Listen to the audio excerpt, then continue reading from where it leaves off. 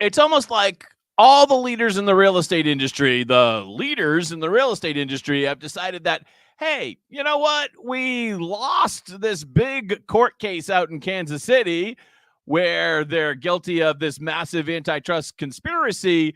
But hey, we'll just change strategies and do the same thing in a different way. And then maybe the Department of Justice, Michael Ketchmark, the Consumer Federation of America won't notice. We'll just play Whac-a-Mole.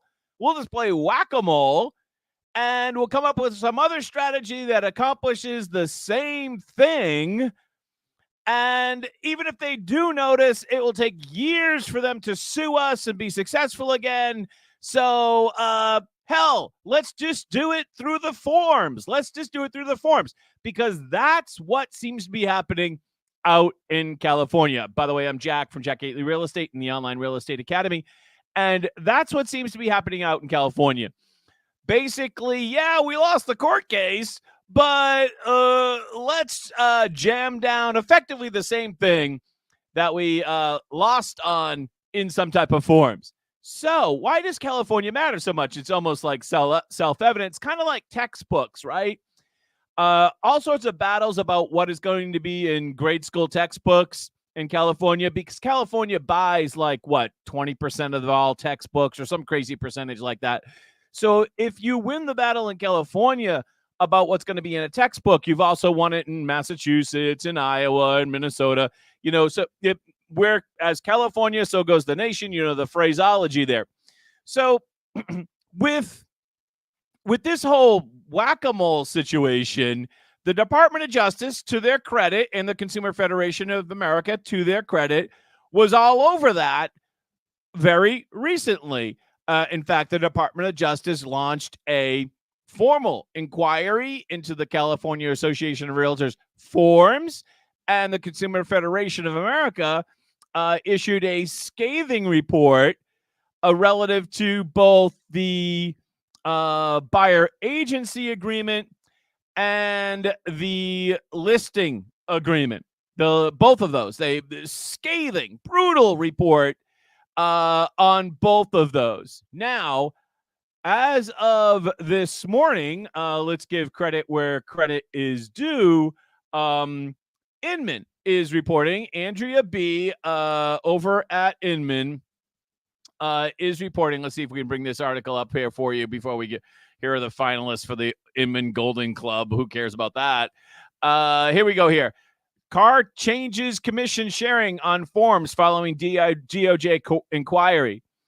About 3 weeks after delaying the rollout of the transaction forms due to an inquiry from the Department of Justice, the California Association of Realtors has released new forms on Wednesday without broker-to-broker offers of compensation. So kind of feeding off of this article, I wrote about this as well.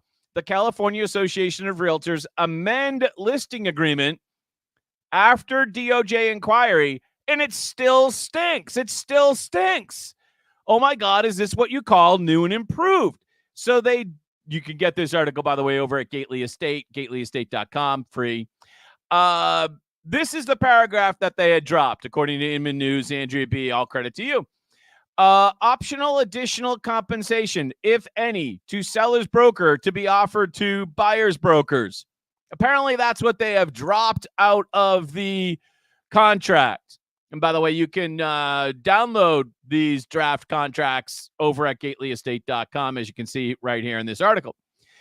So that's the phrase, according to Inman News, that they have now deleted from the contract. But oh my God, I mean, look at these contracts. They still suffer from the same criticism. Here we go. The same criticism originally leveled by the Consumer Federation of America. Now, the Consumer Federation of America has not issued a new report on this contract, which apparently just was out Wednesday. But I mean, just look at this. It's basically unreadable by anybody. It's just brutal. And in fact, with these new changes that were released on Wednesday, it is now not 7 pages, but when you add in the separate MLS addendum, it's 9 pages. 9 pages of effectively, you can't read it and can't understand it. It's filled with like cross references to other parts of the document. I'm going to scroll down here kind of fast just to kind of make you sick a little bit reading it, because it makes you sick reading it. And it's red lines too, so you can see where they added in. If you're really interested in the details of this, we will not parse it out because it's effectively impossible to parse out. But as you can see, it's just absolutely torturous. How can anybody understand what they're reading? Which is exactly what the Consumer Federation of America wrote in analyzing this article. Let's analyzing this document. No seller will read this monster of a document, much less be able to understand it. The author, a tenured law professor, I think she's at Buffalo something University or whatever it is, who has been teaching contract law for 15 years, had difficulty getting through the document. It is unrealistic to think that the average seller will understand anything more than perhaps 20% of the document. Here it goes here. With a transaction of this magnitude, sellers need to understand exactly what they are agreeing to. There is no reason why a listing agreement needs to be virtually indecipherable. Virtually indecipherable. So I checked here just so I wasn't, being a hypocrite. I checked here at my office how long my listing agreement is at my office. It's a page and a half of 12-point type. That's a lot more visually able to read than this garbage from the California Association of Realtors, who are our leaders. Page and a half. It's not that hard. In fact, mine recently got easier. The changes that I just made to our listing agreement made the listing agreement easier. How did that happen? Because we deleted, how should I want to say this? Because now it only references the commission that would be paid to my agency, the list agency, the seller agent. There's absolutely no mention of any cooperating commission. So it actually shortened the listing agreement. There is a beauty in simplicity.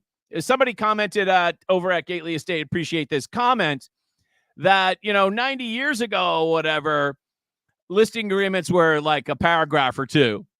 And then because we live in an amazingly litigious society, they've grown. Like, everything's a new piece of paper or a new paragraph, right? Now we have Ring doorbells. We need a paragraph for that. Everything's a new paragraph. But, I think you get to the point, and I use the analogy back that in the 1920s, 30s, 40s, 50s, and well into the 60s, actually, the conventional wisdom that was, if you build highways, it will reduce traffic. If you build highways, it will reduce traffic. It wasn't until Mr. Moses proposed a highway that would have crossed Lower Manhattan and gone straight through Greenwich Village that the conventional wisdom kind of flipped on its head a little bit.